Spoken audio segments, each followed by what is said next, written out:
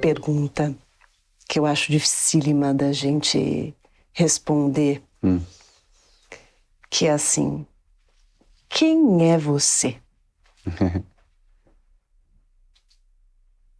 Eu acho que essa pergunta deve ser adequada sempre à situação concreta que você está, né? No caso aqui, eu vou responder para você com um pouco que eu sei a seu respeito, eu conheço um pouco do seu trabalho.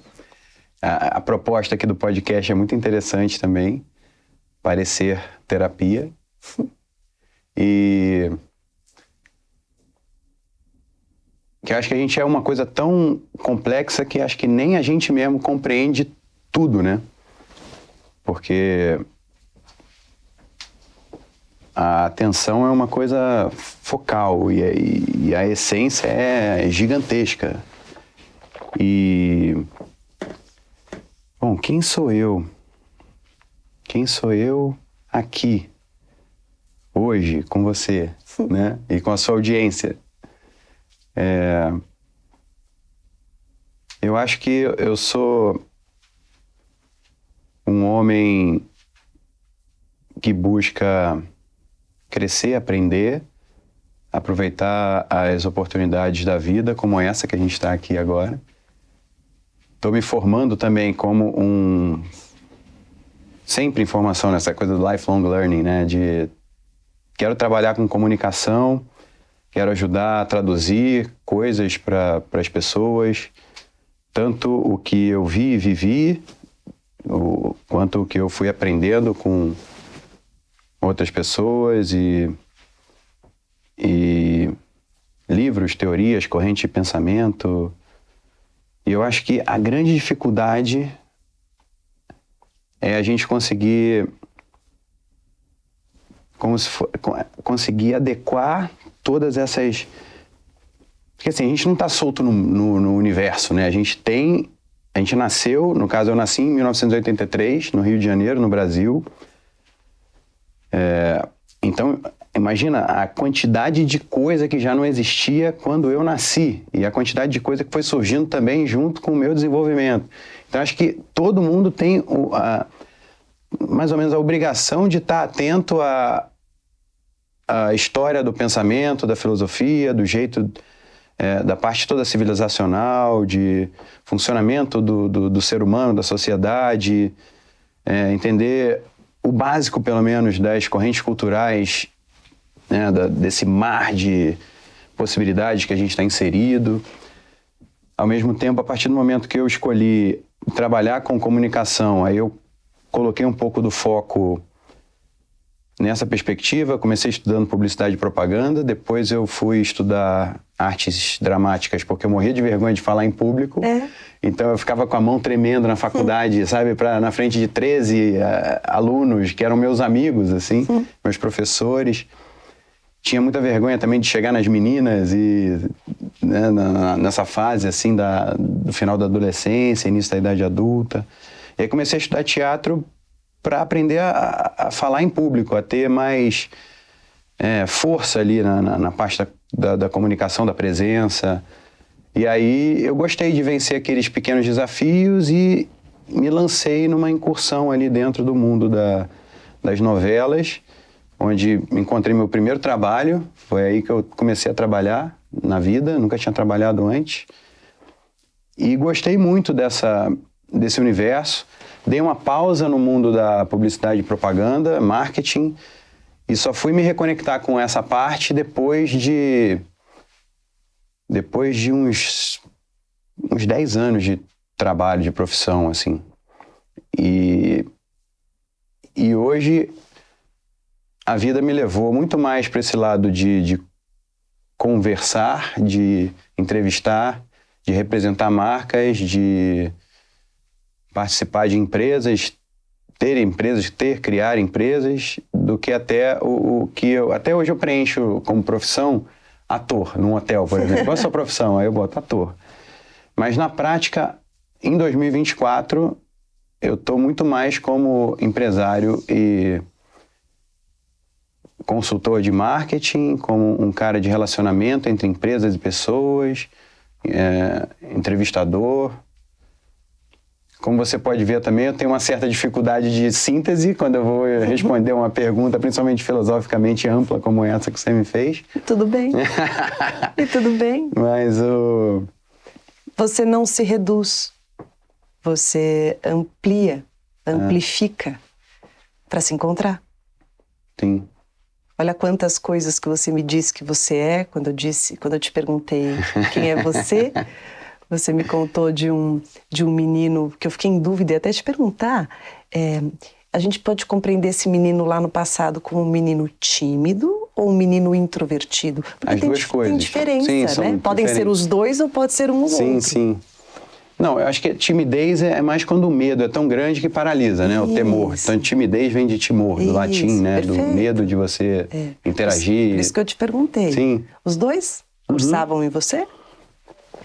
Mais engraçado, ao ler O Poder dos Quietos, da Susan Cain, um livro que para mim foi bem interessante, porque me deu esse vocabulário de... Hoje eu me considero um ambivertido, que ela coloca que tem o extrovertido, tem o introvertido, e tem no meio o ambivertido, que, como o ambidestro, é o que transita mais ou menos nas duas. E eu também, em tese, seria fleumático, né, dos temperamentos e tal. E aí...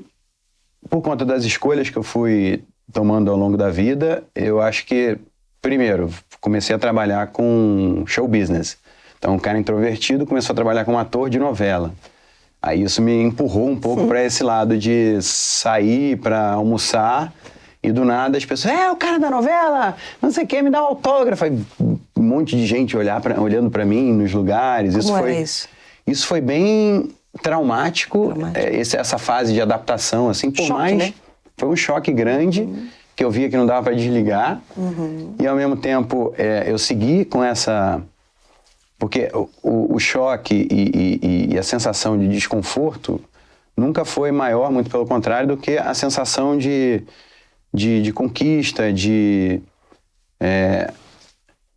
tomar posse a novas habilidades, essa coisa de conseguir vencer alguns desafios, conquistar espaços. Então, tudo na vida é dialético, né? Acontece, tem vários pontos. Isso que você me conta do desafio de conquistar espaço, de chegar onde é importante para você, de dar conta de algo que você entende que seja importante, isso sempre foi mais relevante para você do que, por exemplo, sair na rua e as pessoas te reconhecerem, do que fama, por exemplo? Não, sim, mas agora, só concluindo um pouco do que eu estava tentando falar. Agora, por exemplo, chegando no prédio, a moça me viu, ai, Duda! Isso é muito legal também. Então, depois que eu fiquei mais confortável com essa posição, que eu brinco, depois de passar da minha adolescência profissional, que eu sempre brinco com essa expressão, então foi tudo muito interessante, muito libertador, porque a grande maioria das interações sociais provenientes dessa exposição na mídia são positivas. A grande maioria é coisa boa, é energia boa das pessoas. De vez em quando é que tem uma coisa meio torta, uma energia estranha. E como eu cresci também vendo isso acontecer com a minha mãe, então eu sempre fui uma criança muito observadora, e na fase que eu era mais introvertido. Engraçado Você é sabe que... quantos irmãos? Eu sou filho único por parte de mãe e tenho 2 irmãos por parte de pai. Ah, tá. E então eu sou... tem essa coisa de ter experimentado um pouco das duas situações. Eu sou majoritariamente filho único, porque eu convivi muito mais com a minha mãe e com a família materna, mas ao mesmo tempo eu tinha também essa outra experiência ao conviver ali com o meu pai, que era o mais velho de 8, e então meus tios também tinham muitos filhos, e então eu sempre tive muitos primos do lado paterno, e do lado materno eu era o filho único, sobrinho único, neto único. Nossa, só de mulheres. Que contraste. Contraste, E então eu sempre fui muito de contrastes, assim. Eu dei bug no teste vocacional da escola. Fui chamado para conversar, sabe? Na época eu estava com, 16 anos de idade. Toda a escola fez o teste vocacional. Aí as pessoas receberam o resultado e o meu não veio. Aí o coordenador me chamou para conversar. Aí eu cheguei lá, e aí? Você fez o teste a sério? Fiz. E aí, o que deu? Não, deu inconclusivo. Pô, como assim deu inconclusivo? Eu acho essa parte bem icônica, assim, na minha biografia, sabe? Interessante. Porque já mostra que, né, essa coisa dos contrastes... Por que você acha que deu inconclusivo? Aí eu imagino que, antigamente, por exemplo, tinha essa coisa das ciências exatas e ciências humanas.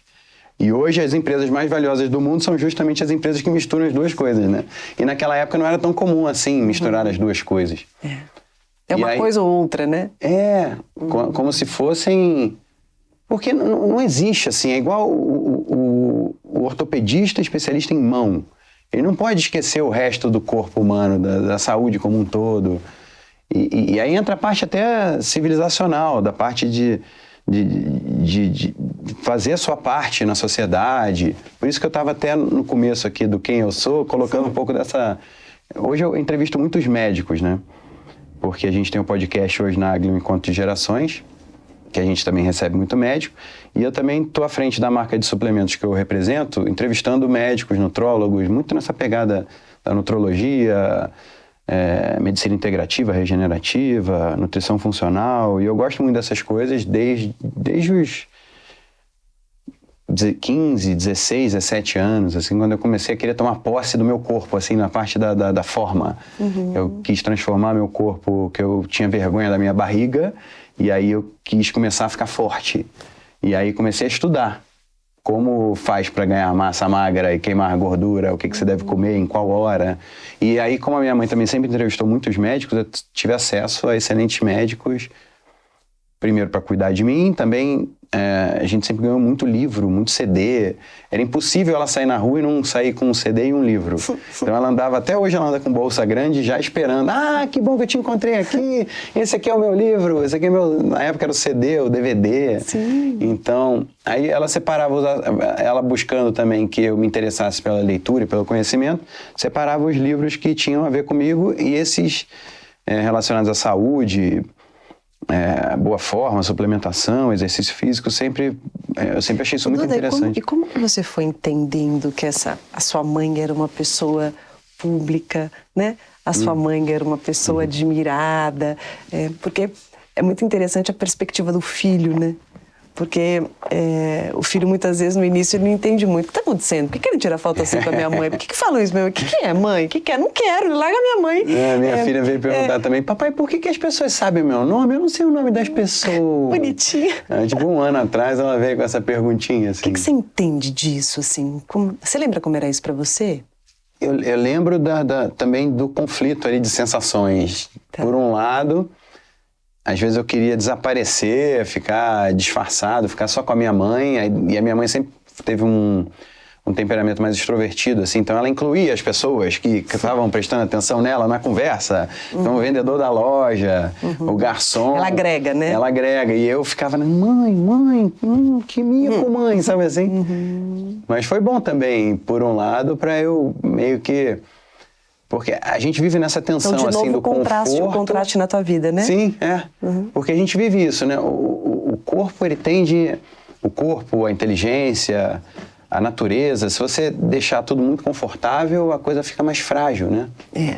Então, eu gostei muito também quando eu li o Antifrágil, do Nassim Taleb, porque acho que ele resumiu bem nesse termo antifrágil, antifragilidade, né? Da coisa do... Que é diferente da resiliência, é diferente do... É quase como se fosse uma palavra nova, de fato, né? De que aquela coisa que não mata fortalece, né? Aquela de você com o músculo, né? Você faz musculação, aí você degrada as fibras musculares, aí você fica todo inflamado, aí depois o corpo aumenta o volume ali daquele músculo para justamente se preparar para uma nova sessão, ou um novo perrengue daquele. Você reconhece quando alguma coisa te machuca? Reconheço e eu acho que eu sou uma pessoa forte, assim, porque às vezes que eu passei por situações extremas na vida, eu ouvi muito esse feedback, assim, nossa, você é muito forte, nossa, como é que você... aguentou, e às vezes eu demoro um pouco para sentir. Aí outra coisa que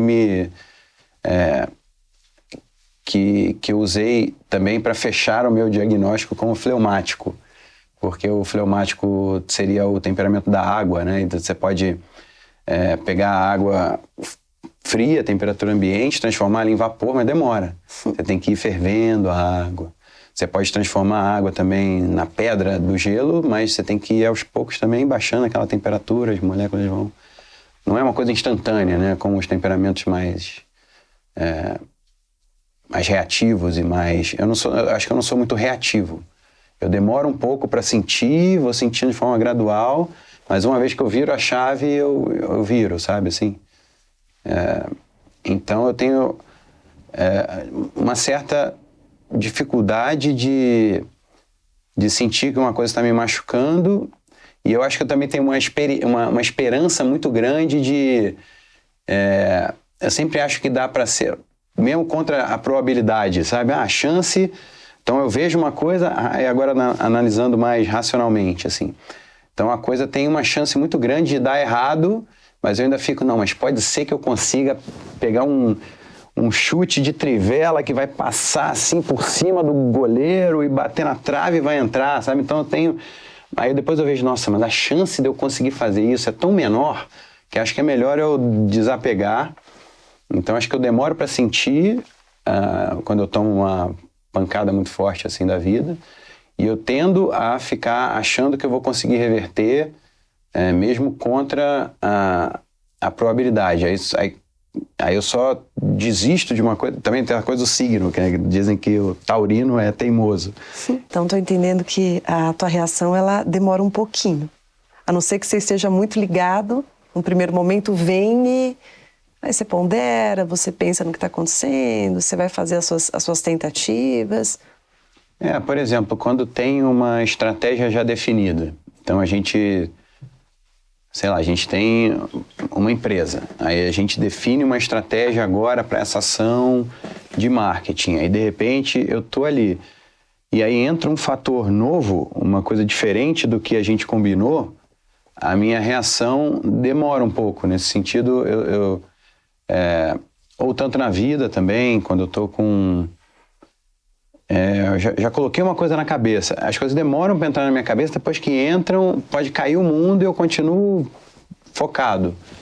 Então eu demoro um pouco para sentir assim, sinais de que talvez eu tenha que mudar de plano. Então isso é uma coisa que eu já consegui mapear e eu estou buscando ficar com essa leitura mais fina para começar antes a transição, já que eu sei que a minha transição demora um pouco. Eu sou persistente, eu sou teimoso, e também, obviamente, eu tô apegado a uma coisa que também, racionalmente, eu concluí que tinha uma boa chance de sucesso.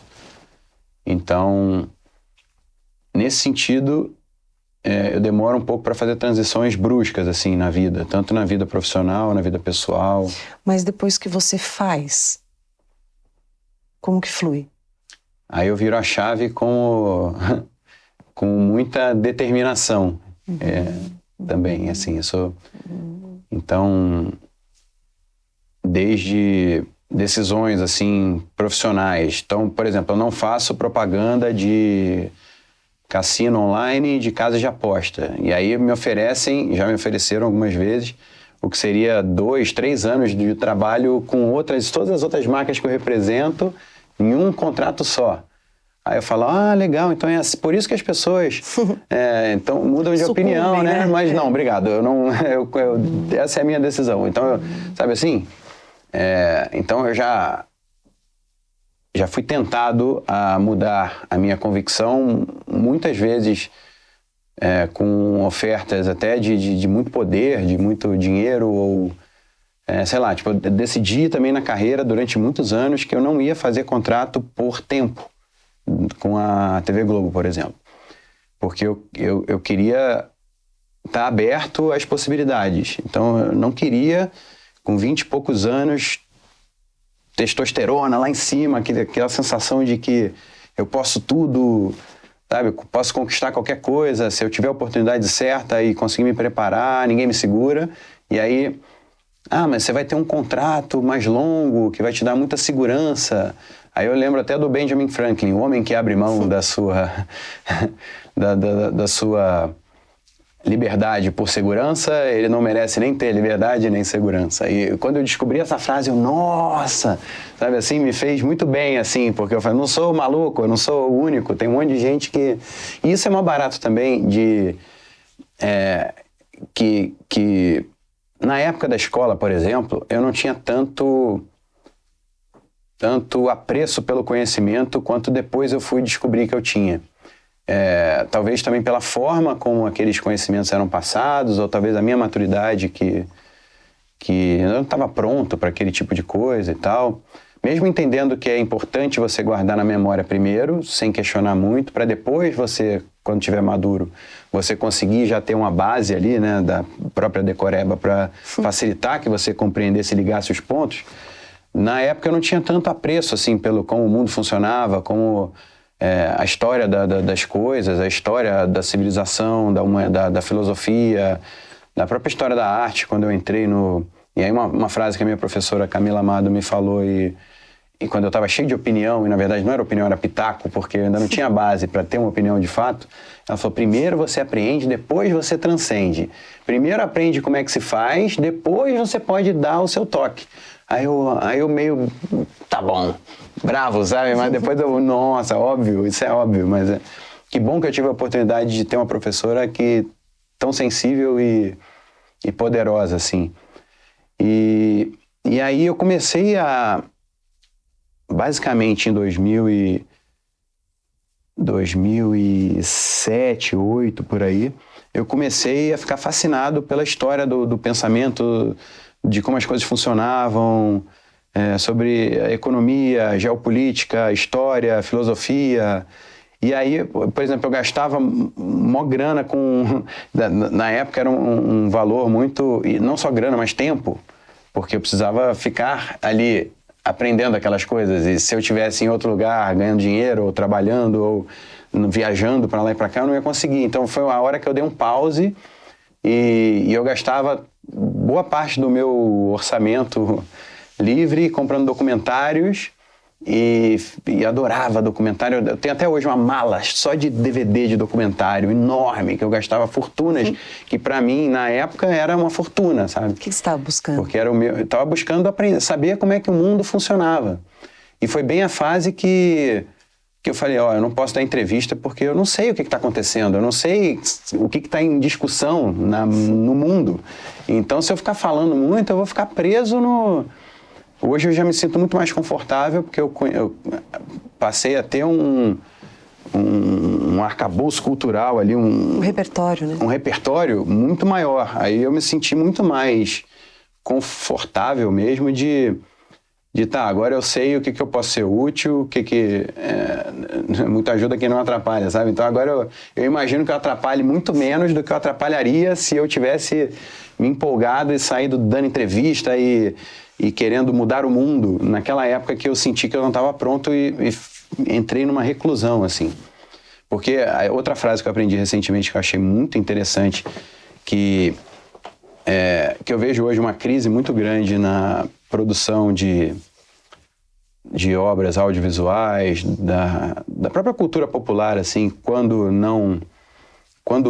roteirizada, escrita, como no caso de uma novela, o excesso de...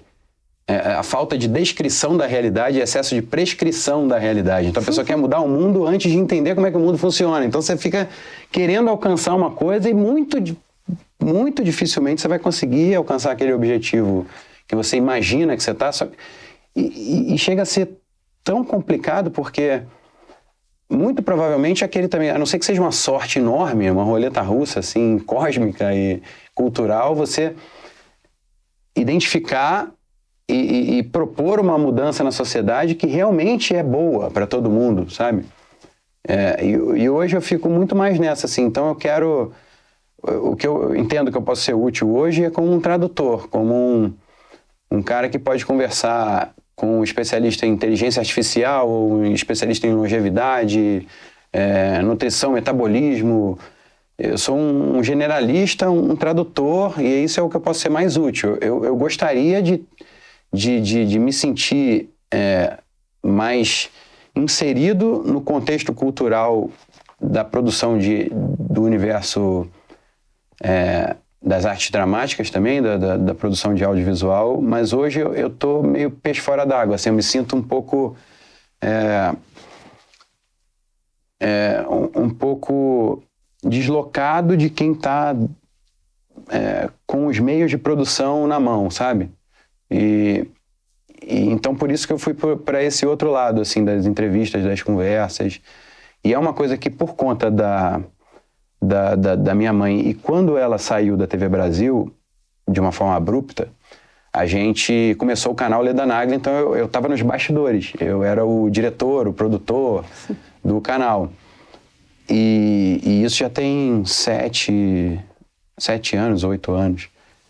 E aí eu fui descobrindo esse outro lado, assim, fui vendo, participando ativamente do canal, construindo junto com ela, e fui vendo isso dando resultado e fui me empolgando também, sabe, tanto para aproveitar a oportunidade de ter um grande expoente desse universo das entrevistas, que é a minha mãe, perto de mim, a gente poder fazer junto e eu aprender com ela, que é uma honra também você poder estar com uma pessoa que te colocou no mundo e uma pessoa que tem uma história muito, muito rica, muito bonita e necessária, assim, para essa parte que mídia é uma coisa que está é o que liga os pontos, é o que está no meio, né? É o que você liga determinados pontos da sociedade, passa por ali.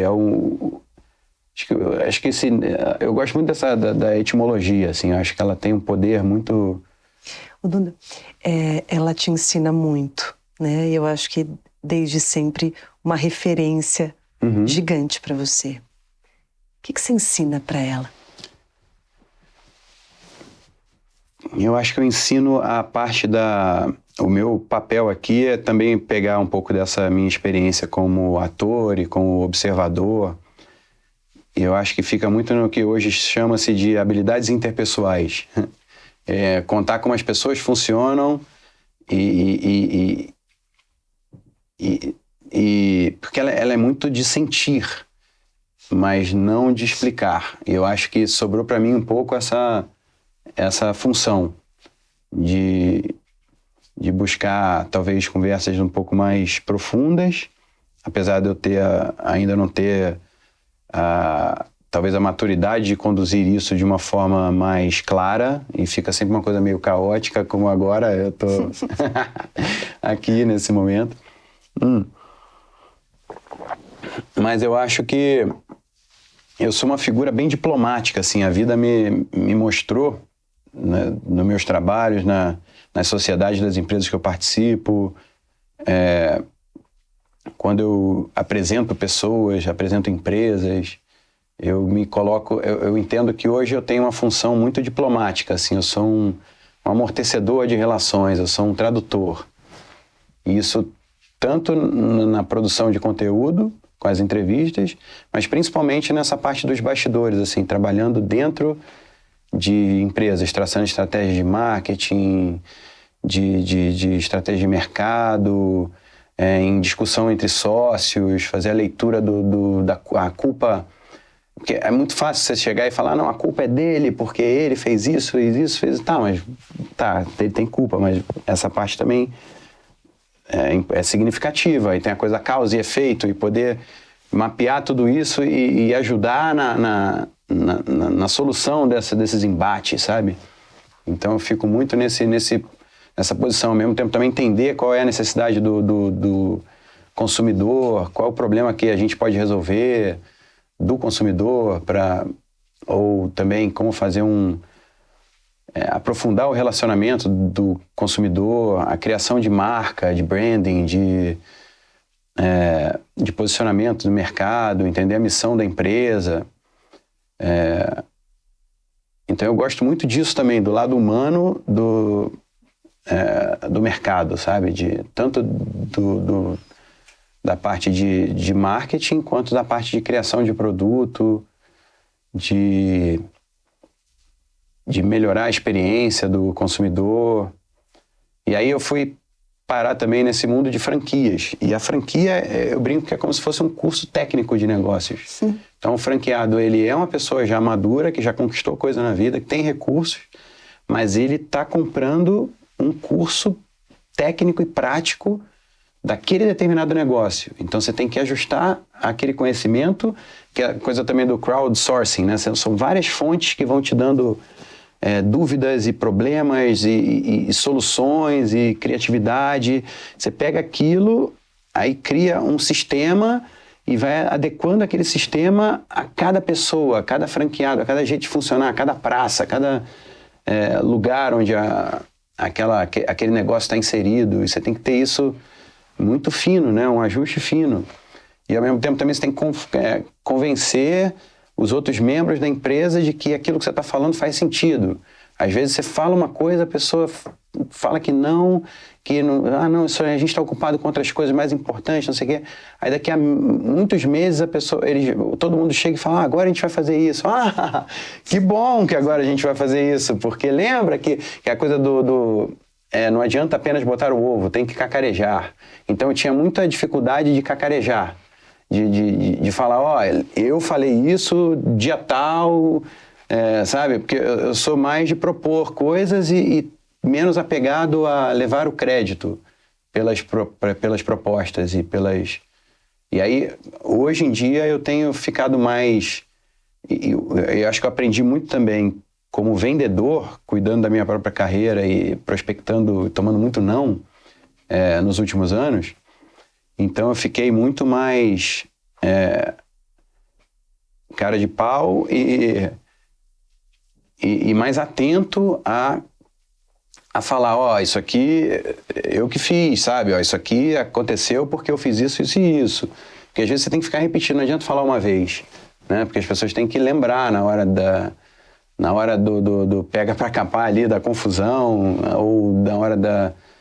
Porque as sociedades são sempre...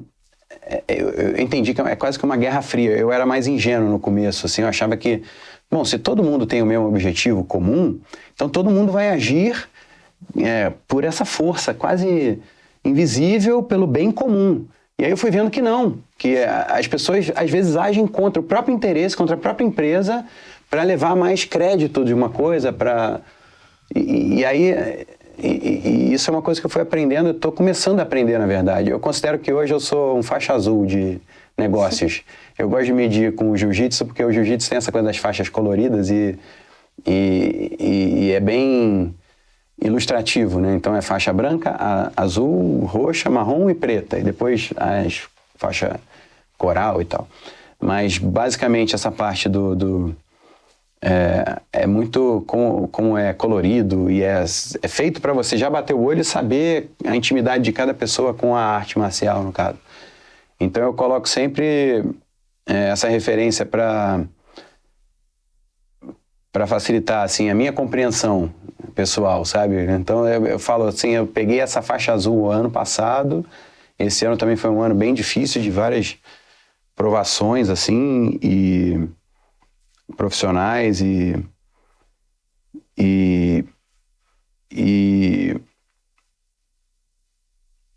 acho que a gente tem que estar o tempo todo ligado, assim, porque a vida não é estática e o jeito que eu conduzo a minha vida também é sempre...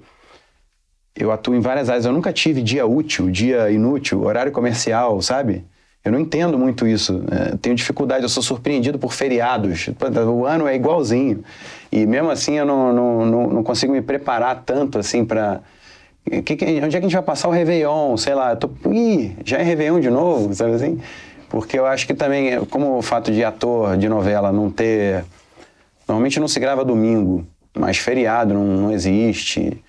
Duda, você olha seus sentimentos?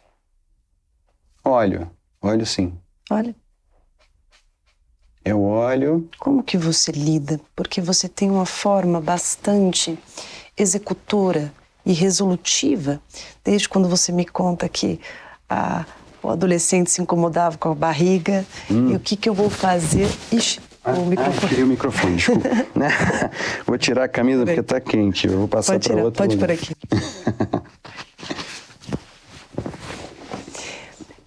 Desde quando você é pequeno, você tem uma forma curiosa de lidar com as situações mais difíceis. Parece que algo não está como você acha que deveria e você vai encontrando meios, né, lógicos, mais concretos, factíveis, para resolver. Então, para eu chegar nessa solução, o que eu tenho que fazer?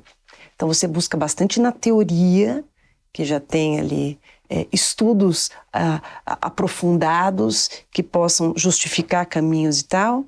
E daí você se agarra nisso, isso te dá segurança e você faz, né?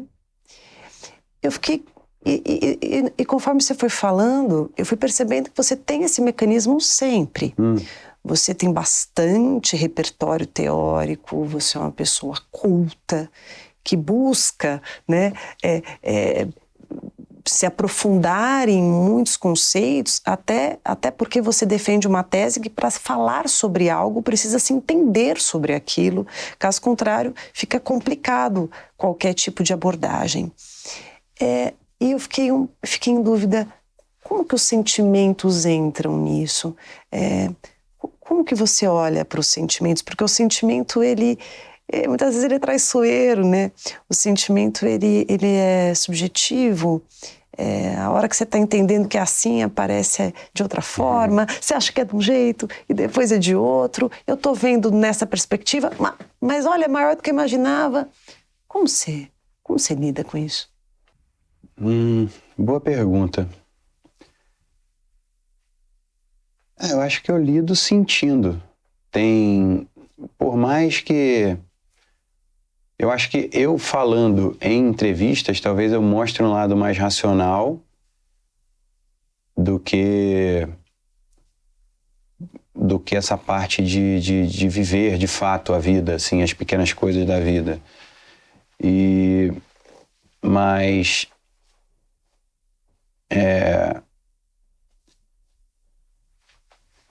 muitas vezes o próprio objeto já te dá a sensação, a emoção que você precisa para saber se aquilo se vale a pena ou não, se você, né? Vou dar um exemplo aqui da criação da minha filha. Então, às vezes, tem um não que é desagradável no curto prazo, mas que eu sei que é importante para ela, então isso já vem naturalmente, assim, o combustível para você tomar aquela decisão. É difícil falar não? É difícil falar não, principalmente na sociedade moderna, onde tudo é muito imediatista e tudo é muito responsivo. Você clica no smartphone, ele já te oferece todo um arcabouço de possibilidades ali. Mas no seu mundo. Como assim? No meu mundo? Interior? Quando você diz não para sua filha, vem de você. Como quer dizer não?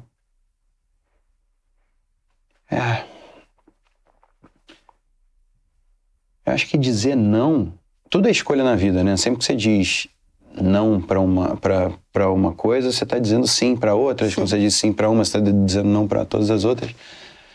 E então, no caso de um não que é focado na construção, estou querendo plantar uma coisa que vai render frutos para ela no futuro. Um comportamento, um hábito. Tô passando ali para ela um jeito de se comportar que ela não vai entender agora e vai ser até amargo no primeiro momento, mas que vai render frutos. Então, eu busco sentir isso para ver se realmente eu estou certo ou se eu não estou sendo muito rigoroso ou se eu estou sendo fraco, estou caindo em alguma tentação de momento. Às vezes você tem essa dúvida? Eu tenho essa dúvida sempre. Essa dúvida é constante, assim, porque... Até pra gente mesmo, né? No caso, falando da parte da dieta, exercício físico, a quantidade de café que a gente toma no dia, a gestão do smartphone, na escolha de investimentos e de onde é que você vai comprar uma coisa ou não.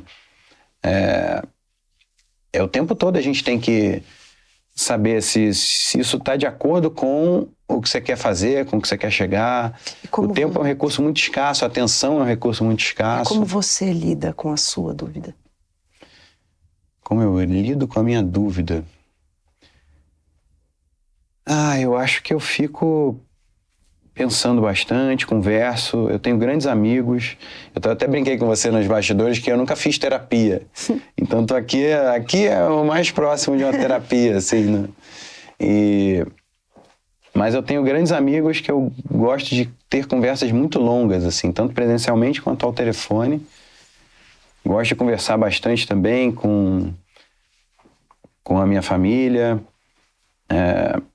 com a minha mãe, com as minhas tias, com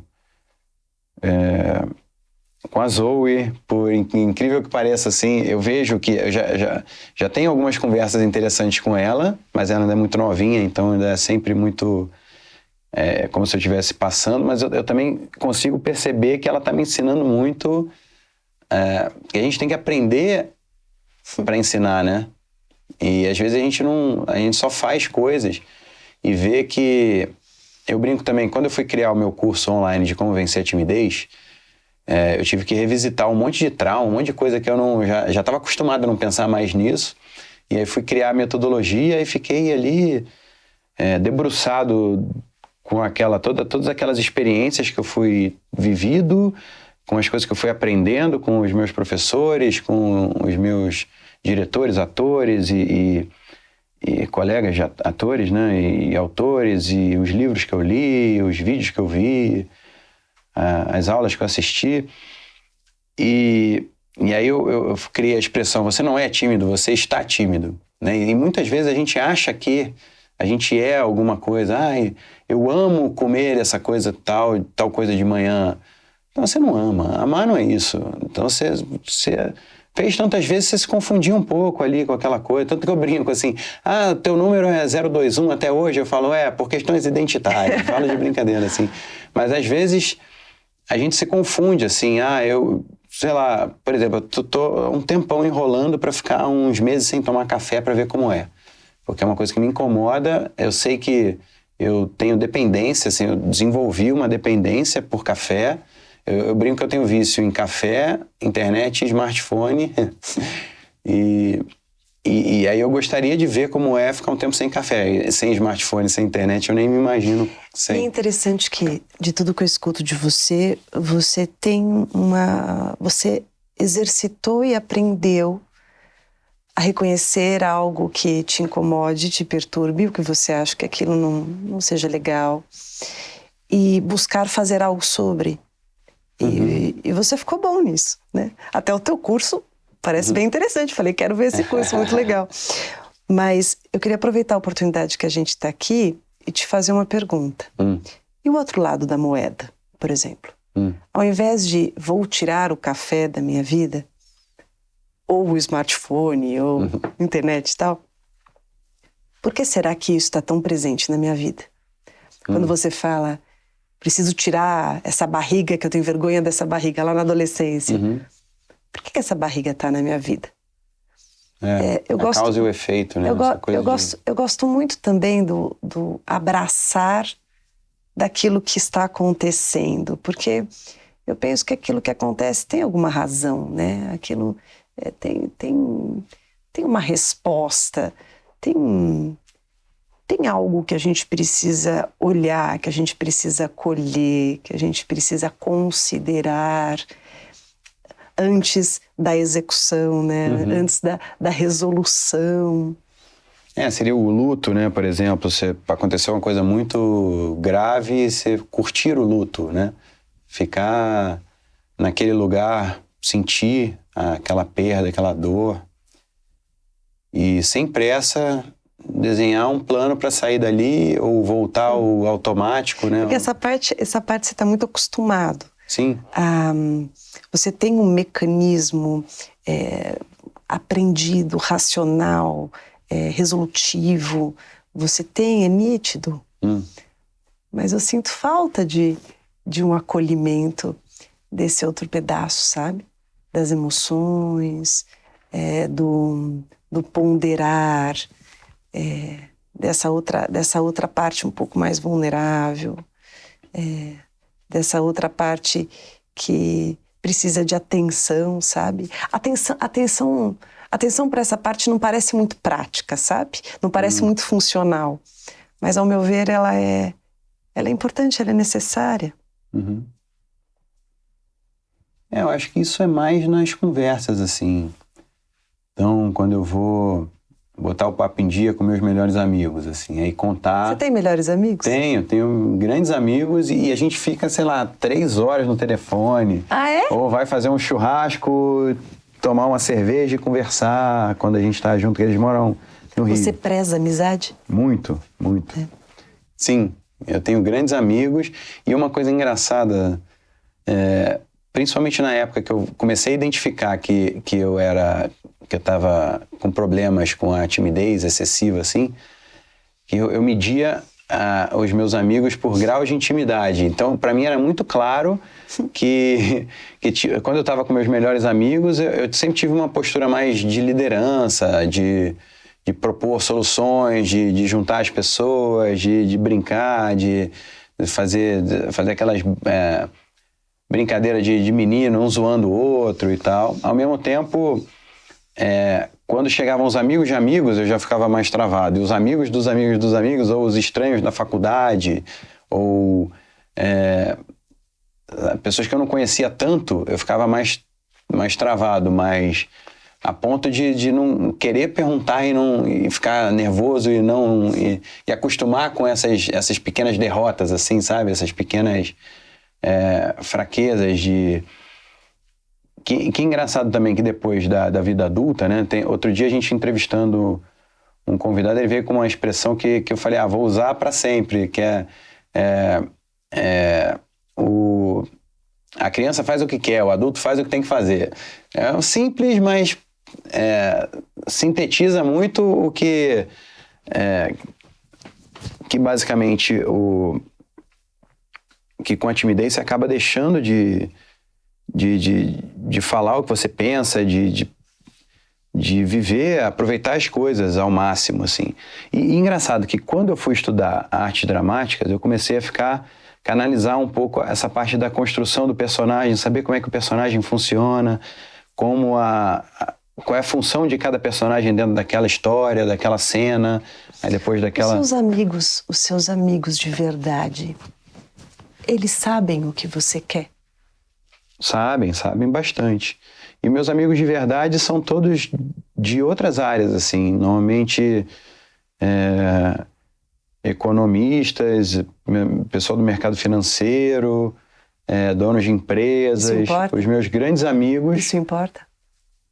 É engraçado, eu acho isso engraçado, porque... Raciocinando, fica... É um paradoxo, é uma aparente contradição. Mas eu aposto com você que quando você pensa nos seus amigos, o que eles fazem enquanto profissão é o que menos importa, né? Sim. Né? Mas acaba que a gente se especializa muito, né? Porque a gente fica muitas horas enxergando o mundo sob uma lente específica, né? Então isso acaba te puxando mais para aquele jeito de funcionar. E como também, muito da minha compreensão de como as pessoas funcionam também veio da análise de personagens e de histórias. Então eu tendo a colocar um pouco... Porque o ator ele acaba conseguindo muito bem se colocar no lugar daquele personagem ou daquela história, mas não necessariamente traduzir isso, que foi uma coisa que eu particularmente busquei fazer depois. Que é traduzir isso para mim e para as pessoas em volta. E acaba que até hoje eu tenho muita dificuldade porque também não é muito educado você apontar coisas muito profundas das pessoas do nada, né? E sem querer, eu tenho uma dificuldade maior, assim, até hoje, isso eu já melhorei muito, mas até hoje às vezes eu faço uma brincadeira, aí depois eu vejo que a pessoa tomou um susto, assim, eu não sabia que aquilo era muito íntimo, eu fiz a leitura e apontei, hahaha. Aí a pessoa, às vezes nem ela realizou que ela é assim, sabe? Aí tem que segurar um pouco isso, porque é uma coisa, até conversando com um amigo meu mais velho, psiquiatra, ele me falou, isso chega a ser até infantil da sua parte, você tem que segurar essa onda. Você consegue perceber coisas das pessoas e são coisas muito íntimas. Você tem essa facilidade? Tenho, e aí eu tenho que me controlar para não chegar e falar, olha só isso aqui. Ou então responder aquilo e não ao que a pessoa falou, ou a situação, o que a situação está propondo. Eu respondo a uma coisa, às vezes, mais profunda do que a própria pergunta que a pessoa fez, ou ela tá brava, achando que tá brava com uma coisa, e eu vou e falo... Então você até cuida, né? Então, quando você poupa isso e você não faz, você está até cuidando da pessoa, né? Quando você não aponta, quando você não faz, você vai, né, por outros lugares. Talvez. Queria que você tirasse uma cartinha aqui. Você tira? Como você quiser, vou tirar do meio, só para dar a sensação de... Tá bom. Posso... Claro. Decepção. O baralho que tá falando, o que você traz? O que vem à minha cabeça quando eu vejo essa palavra, decepção? O que você sentiu quando você leu? Então, quando a gente está falando na gravação de um podcast ou um programa de entrevista, a gente tem que achar o conjunto comum entre o que a gente sentiu e o que a gente pode falar, né? É uma coisa que... Então, eu acho que eu vou mais para esse lado da carreira, do mundo profissional. E uma decepção que eu passei a perceber esse ano, por exemplo, porque ano passado eu realmente, com todas as mudanças que eu tive na vida, eu não ia conseguir fazer uma novela, por exemplo, por conta de todas as questões pessoais. Mas agora eu já estou mais organizado, assim, já estou com a vida mais estruturada e já estou praticamente pronto, assim, para ir me arriscando. Ainda mais porque tem vários jeitos, né? Pode ser que do nada você comece a gravar amanhã e aí já entra no turbilhão de uma hora para outra, ou no ideal dos mundos você tem toda a preparação para começar a gravar daqui 3 meses. Sim. Então tem esses 2 cenários. Então nesse cenário de preparação, estudo, laboratório, para começar a gravar daqui a pouco, eu já estou pronto. Se for para começar amanhã, vai dar um caos na minha vida enorme. Então a parte da decepção é que a sensação que eu tenho é que o critério escolhido, assim, não é justo, sabe? Em termos de... Porque a profissão de ator ainda é a profissão que eu fiquei mais tempo me dedicando a desenvolver, foi o que eu estabeleci maior relacionamento com o público, e é o que eu considero até hoje a minha profissão principal. Só que é uma profissão também que depende muito de escolha de outras pessoas, é uma coisa muito diferente de... produzir um podcast, por exemplo, e a gente ligar a câmera e convidar as pessoas virem e tal.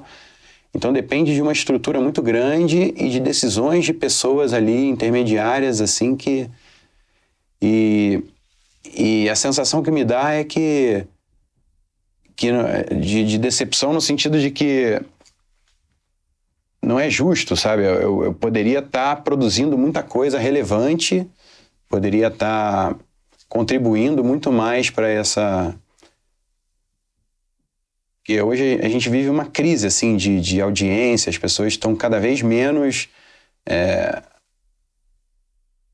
assistindo novelas e séries nacionais, claro, também por conta das novas mídias e da proliferação de novas possibilidades, assim. Antigamente...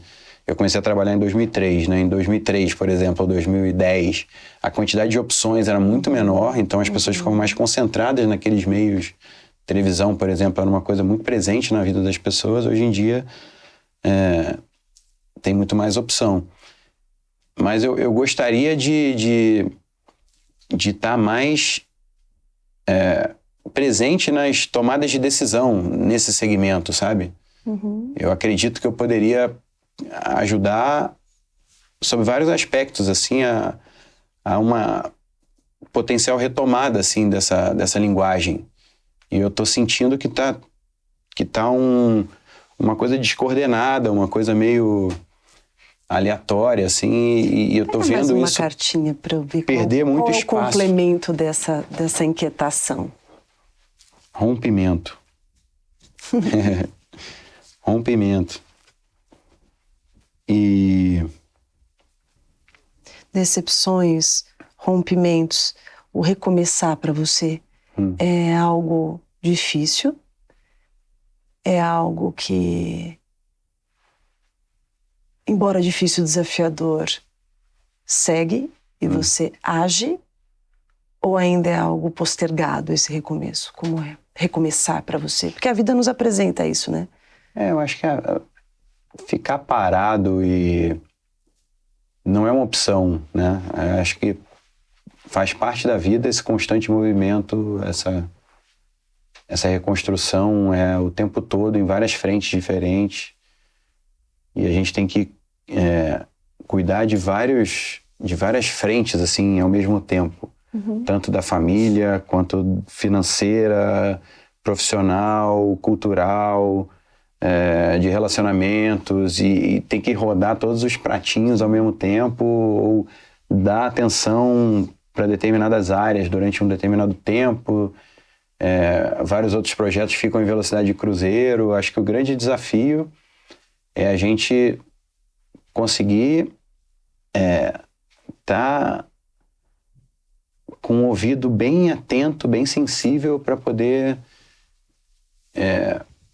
administrar todas essas frentes da forma mais poderosa possível, assim, né? E aí, tanto na parte profissional quanto na parte amorosa, social. E acho que o desafio é você conseguir integrar tudo isso da melhor forma e conseguir cumprir os papéis todos sem desequilíbrio, ou o desequilíbrio que dure o mínimo possível, sabe? Você foca muito no trabalho, aí esquece um pouco da família, foca muito na família, esquece um pouco do trabalho, aí foca muito no trabalho e esquece das finanças, que às vezes você está construindo coisas que vão demorar muito tempo e tem um potencial grande de ter um retorno grande, mas não é agora. E aí você esquece do agora, de repente você vai consumindo sua liquidez, aí daqui a pouco você tem que liquidar coisas que não estão prontas ainda, fora de hora, aí você fica naquela, nossa, mas isso tem tanto potencial, eu vou ter que abrir mão disso agora por outros objetivos. Então é muito difícil fazer essa gestão, né? Duda, eu percebi que no decorrer da tua vida você aprendeu muito a desenvolver o seu adulto. Não por acaso a fala do teu convidado te despertou tanto. Você falou, nunca mais vou deixar de pensar nisso, né? Nunca mais vou deixar de considerar essa fala. Eu vejo que você desenvolveu um adulto em você multifacetado, né? Você tem uma capacidade de buscar recursos nesse adulto maravilhosa mesmo.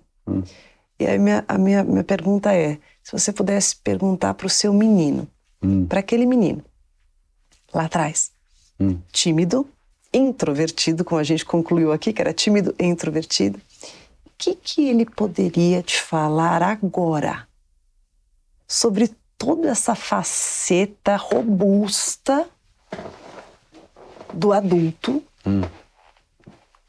que ele viu? Porque o menino está dentro de você, né? Ele não foi embora, ele está aí.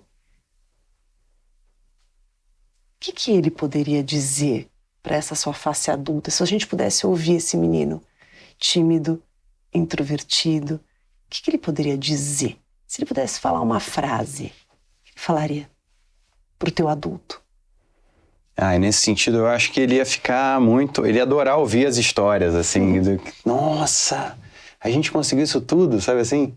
Eu acho que nesse sentido, eu acho que por mais que eu era uma criancinha que andava fantasiado, por isso que até que eu gostei tanto de de me colocar como ator, porque eu adorava andar fantasiado de Você super-heróis, sabe assim? super-herói? Eu andava de He-Man, de Thundercat, de Jaspion e Homem-Aranha e Super-Homem se tivesse frio, que eram as roupas muito compridinhas.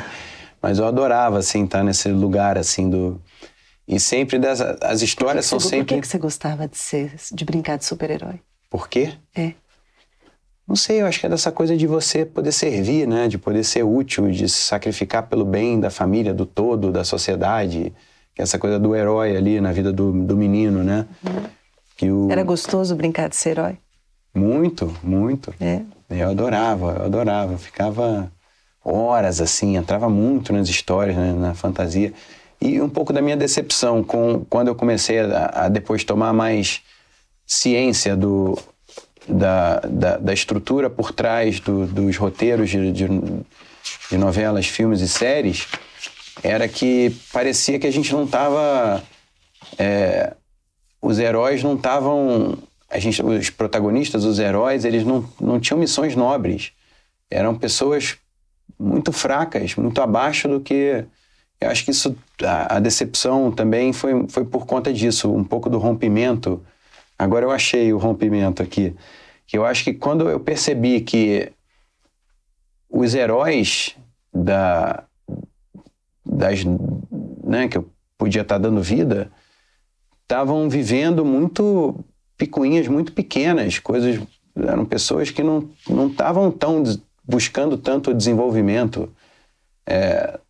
Os personagens, sabe? As histórias estavam tratando de dramas humanos muito superficiais, muito pequenos, muito bobos até. E que a gente pode muito mais, assim, se a gente conseguir achar a essência da parte universal ali das histórias, a gente consegue retomar até a força dessa linguagem das novelas, séries e filmes brasileiros.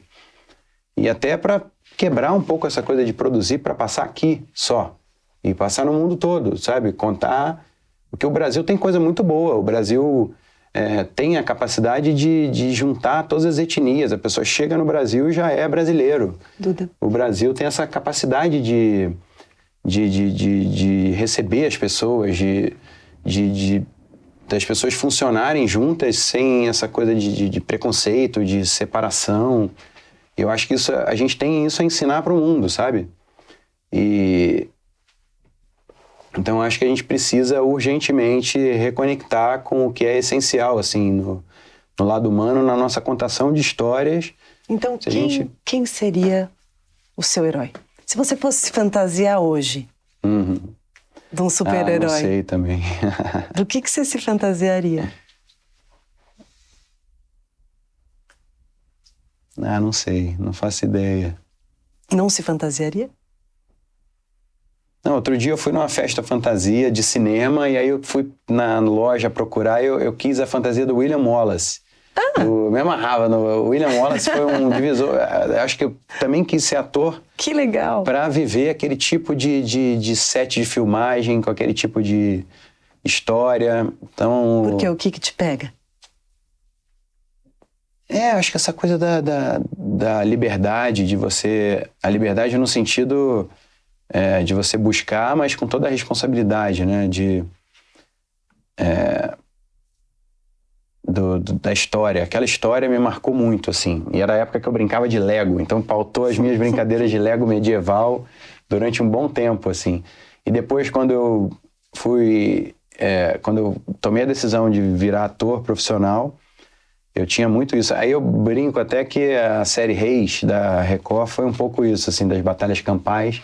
Foi meu momento William Wallace, que eu fui o comandante israelita ali contra os filisteus, a invasão dos filisteus ali. Mas... então, eu acho que a gente tem... Mas é uma vigilância eterna, né? Acho que a gente tem que estar sempre buscando a verdadeira essência e descobrir qual é o tesouro que a gente tem que revelar, sabe? Como artista, como comunicador. E o que o teu menino diria pra você? O que o menino diria pra mim? Teu em que menino. sentido? O meu menino diria em que sentido? O que ele diria pra você? Se ele olhasse pra você hoje, que ele falaria para você? Eu acho que duas coisas. Um, eu já falei, que é a parte do... Nossa, a gente fez isso tudo, ao mesmo tempo você está esperando o quê? Tá, que eu estou me ouvindo aqui pensando, tá, mas você está esperando o quê? Vai você produzir, que é o que eu quero. Só que aí eu brinco que eu falo, eu não virei blogueira à toa. Eu estou aprendendo como é que funciona essa economia da atenção e tal, testando também com as minhas redes e com as empresas que eu participo, para virar produtor independente também de cinema e criar linha de brinquedos, parque de diversão. Legal. Eu quero fazer... Meio que esse movimento, assim, aqui também. Então, teu menino teria muito orgulho de tudo isso. Tem que realizar agora, né? E o que ele diria? Qual outra coisa? Eu acho que eu tá esperando o quê? Né? Tá esperando o quê? Essa parte de produzir, que quando veio a pandemia eu estava mais ligado com essa parte. Ele te admira e depois ele dá uma cobradinha. Exatamente. Tá. Ele admira, nossa, você conseguiu isso tudo e tal. Mas depois ele fala, mas e aí? E aí? Com tudo isso, você tá esperando o quê para conquistar o que você quer, o que você acha que pode? Eu vou deixar uma mensagem aqui para vocês. Esse caderninho é seu. Eu vou deixar uma mensagem aqui do que a gente conversou, que eu penso que pode ficar no teu coração e que pode germinar algo bom. Tá. Tá?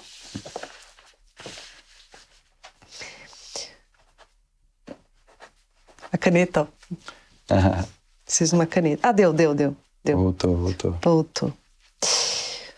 Você disse que nunca tinha feito terapia.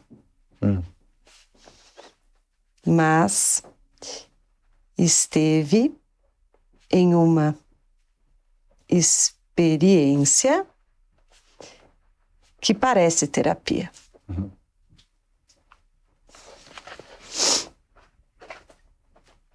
Gostei de conhecer um menino que aprendeu tão bem a transitar em todos os assuntos com riqueza extrema de repertório. Você sabe muito bem o que fazer e o que fazer, como e o que deve ser feito.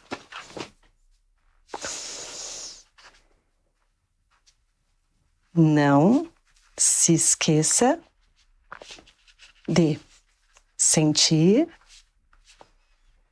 sonhar, questionar e, inclusive, de não saber nada.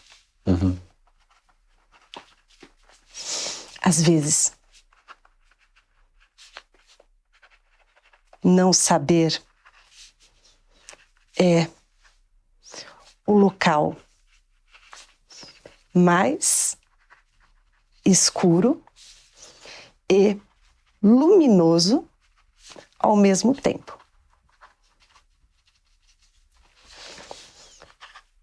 Pois, quando ninguém disse nada a respeito,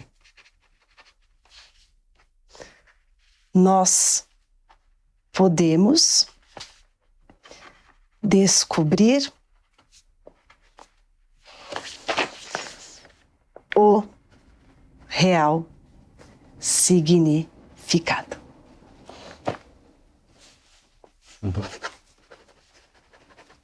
Muito bom. Muito obrigada, meu querido.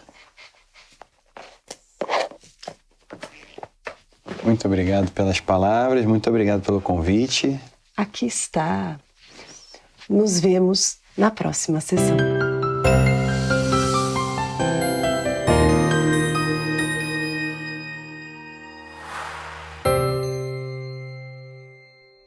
Deu vontade de fazer terapia, né? Então baixe agora mesmo o PCAP, meu aplicativo de atendimento psicológico, para você fazer a sua sessão de terapia a qualquer hora, de qualquer lugar. Temos milhares de psicólogos qualificados na abordagem do jeitinho que você quiser, prontos para te atender.